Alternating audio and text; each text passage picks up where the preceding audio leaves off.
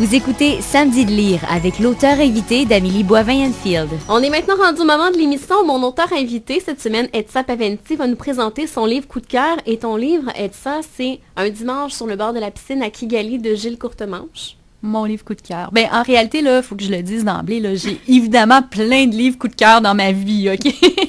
C'est très difficile de demander d'en choisir seulement qu'un. Et j'ai fait exprès pour choisir un roman québécois, parce que ça m'apparaît important qu'on parle de notre littérature, puis qu'on la mette en valeur. Parce que, disons que si je l'avais pris, là, au grand complet, là, j'aurais probablement choisi La vie devant soi. Ah oui? Oui. De Émile Ajar. Mais là, je me suis dit, ah non, je veux choisir un auteur québécois, puis j'ai choisi Gilles Courtemanche avec Un dimanche à la piscine à Kigali, qui était un roman qui m'a beaucoup, beaucoup touchée et qui était une espèce de révélation pour moi. Parce que, je l'ai un petit peu raconté en début d'émission, hein, j'ai commencé, j'ai étudié en journalisme. Mm-hmm. Et j'ai quand même toujours été un peu intéressée par le journalisme. Puis, je me suis rendu compte que finalement, c'était pas fait pour moi. Puis un jour, j'ai lu le livre de Courtemanche, puis je me suis dit, wow, c'est extraordinaire. Ça se peut raconter une histoire de fiction, ça se peut être un super bon romancier et en même temps avoir tout un côté journalistique dans son livre ou arriver à bien expliquer un conflit comme il a fait dans son cas. Et pour moi, c'est pour ça que c'était un coup de cœur pour moi, parce qu'il y avait les deux côtés. Il y avait à la fois le romancier qui était bon, qui a réussi à bien structurer son histoire, à créer des personnages qui sont hyper attachants. Et en même temps, tu avais... la lourdeur de ce qui se passait là-bas. Oui, mais qui est... Puis c'est un conflit qui n'est pas facile à expliquer, le conflit du génocide au Rwanda. Puis il a réussi à l'expliquer de façon tellement claire et fluide à travers toute une histoire d'amour. Puis j'ai trouvé ça extraordinaire. Pour moi, c'est devenu une référence, ce livre-là. Puis je l'avais un peu comme... Je l'ai utilisé comme référence aussi quand j'ai écrit Les souliers de Mandela. C'était ça que j'avais envie que ça ressemble. C'est-à-dire qu'on soit à la fois dans l'histoire fictive, dans le roman, mais qu'on en apprenne sur le pays, qu'on en apprenne sur son histoire. Il y avait aussi un peu les notes, un peu comme toi dans ton roman, il y a des notes en bas de page de Gilles Courtemanche qui nous expliquent un peu ce qui par rapport au conflit pour nous mettre en contexte. Là. Oui, absolument. Donc, pour moi, je trouve que c'est une magnifique façon d'apprendre, de se divertir, parce qu'on rentre dans une histoire fictive, mais d'apprendre aussi sur un conflit. Alors, moi, je me suis dit, si un jour, parce que je l'ai lu avant d'écrire mon livre. Est-ce que ça fait longtemps que tu l'as lu, ce roman-là? Il a été publié en 2000, là, je pense que je l'ai lu 1 an ou 2 ans après. Là, donc, je l'ai lu assez tôt. Donc, ça faisait longtemps que je l'avais lu. Puis, je me suis vraiment dit, si un jour j'écris un livre, j'aimerais ça, arriver à faire ce que lui est arrivé à faire. Moi, je me souviens que ce livre-là, j'ai lu en 2002 quand j'étudiais en communication, justement, en journalisme, et j'avais un cours d'actualité internationale et le prof nous avait fait lire ça. Pour nous faire comprendre un peu ce que vivaient justement les Rwandais et tout. Là. Mais c'est exactement ce que je me disais quand je le lisais. Je me disais, mais tous les étudiants devraient lire ça. C'est une façon extraordinaire d'apprendre. On s'entend, là, c'est quand même plus intéressant que d'ouvrir un livre d'histoire puis totalement d'apprendre par cœur ce qui s'est passé. Puis en même temps, vraiment, je trouvais que c'est probablement celui qui m'a fait le mieux comprendre le conflit.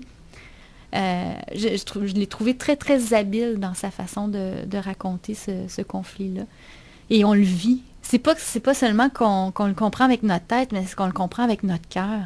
On le vit à travers cette histoire d'amour improbable entre Valcourt, un journaliste canadien, documentariste canadien, qui s'en va au Rwanda pour mettre sur pied une télé là-bas, qui tombe en amour, qui tombe vraiment profondément en amour avec Gentille, une jeune Hutu, mais qui a le physique d'une Tutsi.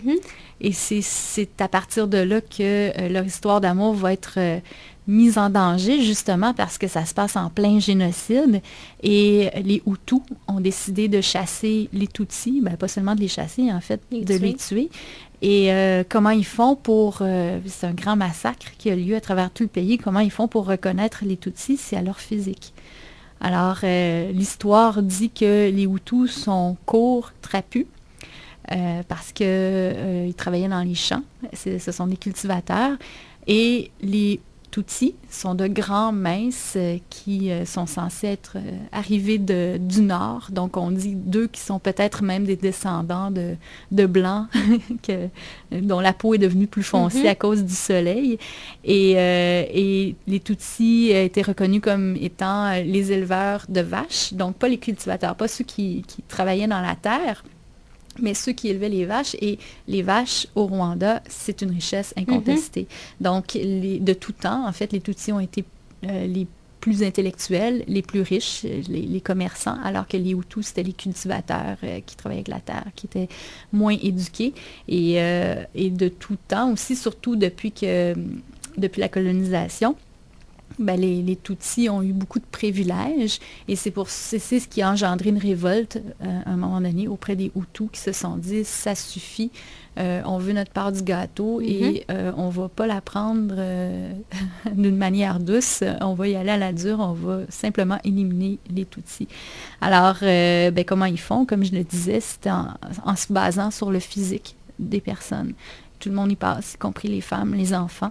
Les viols, moi, je me rappelle de ça quand j'ai lu le roman. On est troublés, là.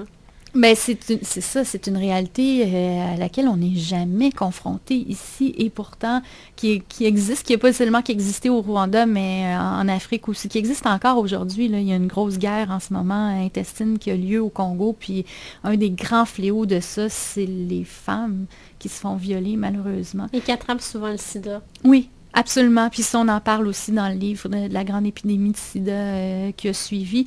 Puis ça devient un sujet, comme je le disais, qu'on le vit avec notre cœur à travers Valcourt, qui est tellement amoureux de sa gentille, qui veut tellement tout faire pour la préserver, pour l'empêcher qu'elle tombe aux mains des Hutus, puis des Hutus qu'elle se fasse tuer. Et devinez ce qui va arriver, c'est qu'à un moment donné, le jeune couple va finir par être séparé par des miliciens, puis Valcourt va perdre sa gentille, il va se mettre à paniquer, puis il va se dire, ça y est, elle a été tuée, puis il va essayer désespérément de la retrouver à travers le pays.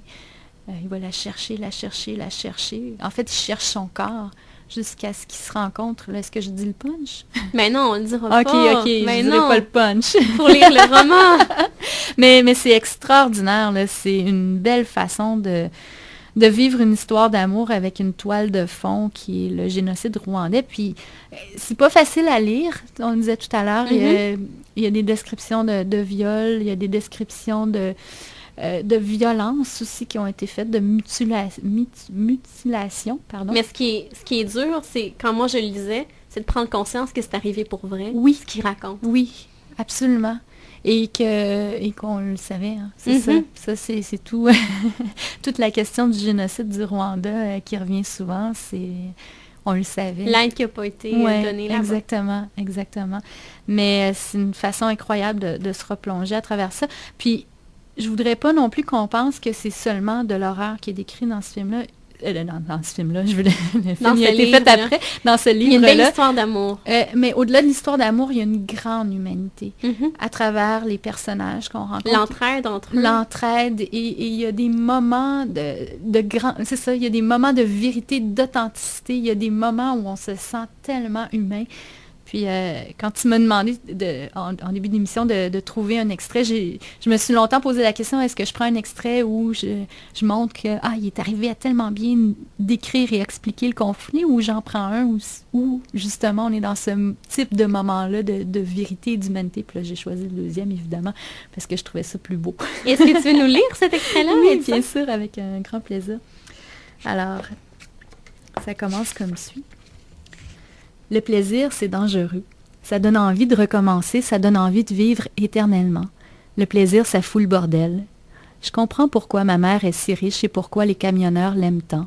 Elle leur fournit de belles filles, des brochettes délicieusement épicées, les meilleures en ville après celles de chez Landau, de la bière froide et des lits confortables.